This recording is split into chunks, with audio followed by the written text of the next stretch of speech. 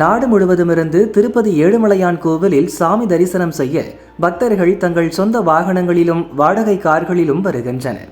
அப்படி வரும் வாகனங்கள் அலிபிரி சோதனை சாவடியில் உடைமைகளை சோதனை செய்து சுங்க கட்டணம் செலுத்திய பின் திருமலைக்கு அனுமதிக்கப்படுகிறது. அதாவது இதுவரை பணம் செலுத்தி டோக்கன் பெற்ற பின்னரே பக்தர்களின் வாகனங்கள் திருமலைக்கு அனுமதிக்கப்படுகின்றன.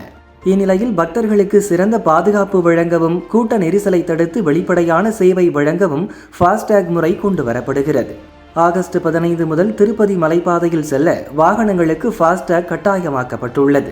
ஃபாஸ்டேக் இல்லாத வாகனங்கள் இனி திருமலைக்குள் நுழைய அனுமதிக்கப்படாது.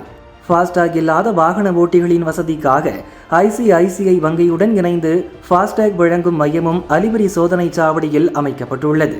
குறுகிய காலத்தில் அங்கு ஃபாஸ்டேக் வசதியை பெற்ற பின்னரே வாகனங்கள் மலைப்பாதையில் நுழைய அனுமதிக்கப்படும். எனவே பக்தர்கள் ஒத்துழைப்பு அளிக்குமாறு திருப்பதி தேவஸ்தானம் கேட்டுக்கொண்டுள்ளது.